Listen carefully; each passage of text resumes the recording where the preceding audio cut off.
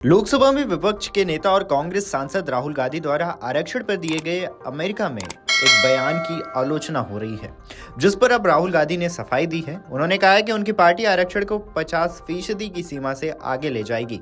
राहुल गांधी ने कहा है कि मेरे बयान को गलत तरीके से पेश किया गया है कि मैं आरक्षण के खिलाफ हूं, लेकिन मैं ये साफ कर देना चाहता हूं कि मैं आरक्षण के खिलाफ नहीं हूं। हम आरक्षण को 50% की सीमा से आगे लेकर जाएंगे। दरअसल राहुल गांधी ने कल वाशिंगटन डीसी में जॉर्ज टाउन यूनिवर्सिटी में आयोजित एक कार्यक्रम के दौरान एक बयान दिया था, जिस पर विवाद खड़ा हो गया है। अपने बयान में राहुल गांधी ने कहा था कि जब भारत एक निष्पक्ष जगह बन जाएगा तो कांग्रेस आरक्षण खत्म करने पर विचार करेगी। राहुल गांधी ने कहा था कि भारत अभी निष्पक्ष जगह नहीं है। भारत में 90% आबादी दलित, पिछड़ों और आदिवासियों की है, जो खेल में शामिल ही नहीं है। राहुल गांधी ने कहा है कि जातीय जनगणना ये जानने का प्रयास है कि निचली पिछड़ी जातियों और दलितों को व्यवस्था में कैसे एकीकृत किया जाएगा। भारत के 200 व्यवसाय में से देश की 90% आबादी का कोई स्वामित्व तो नहीं है। शीर्ष अदालतों में भी इनकी कोई भागीदारी नहीं है। मीडिया में निचली जातियों की कोई भागीदारी नहीं है। राहुल गांधी ने जातीय जनगणना के पीछे की वजह बताते हुए कहा है कि हम ये समझना चाहते हैं कि पिछड़ों और दलितों की सामाजिक और आर्थिक स्थिति कैसी है। हम भारतीय संस्थानों को भी देखना चाहते हैं ताकि इन संस्थानों में भी भारत की भागीदारी का अंदाजा लगाया जा सके।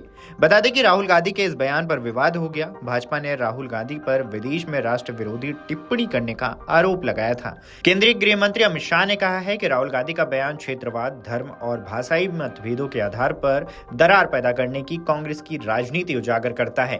वहीं बहुजन समाजवादी पार्टी अध्यक्ष मायावती ने आरक्षण के बारे में राहुल गांधी के बयान को लेकर मंगलवार को कांग्रेस पार्टी पर निशाना साधा है।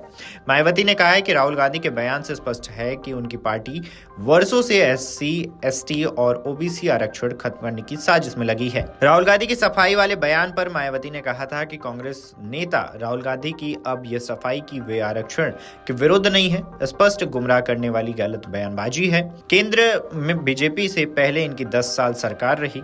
मैं उनकी सक्रियता में इन्होंने सपा के साथ मिलकर एसटी, एससी का पदोन्नति में आरक्षण बिल पास नहीं होने दिया। इसका यह प्रमाण मायावती ने अपने पोस्ट में आगे लिखा कि इनके द्वारा देश में आरक्षण की सीमा को 50% से बढ़ाने की बात भी छलावा है, क्योंकि इस मामले में अगर इनकी नीयत साफ होती तो कांग्रेस की पूर्ववर्ती सरकारों में यह कार्य जरूर कर लिया गया होता। कांग्रेस ने न तो ओबीसी आरक्षण लागू किया और न ही एससी, एसटी आरक्षण को सही से लागू किया है। यूपी की पूर्व सीएम ने अपने पोस्ट में आगे लिखा था कि इससे स्पष्ट है कि जब कांग्रेस सत्ता में नहीं होती है तो उनके उपेक्षित एसटी, एससी, ओबीसी वर्गों के वोट के स्वार्थ की खातिर इनके हित व कल्याण की बड़ी बड़ी बातें करती है, लेकिन जब सत्ता में रहती है तो उनके हित के विरुद्ध लगातार कार्य करती है। ये लोग इनके इस षड्यंत्र से सजग रहें।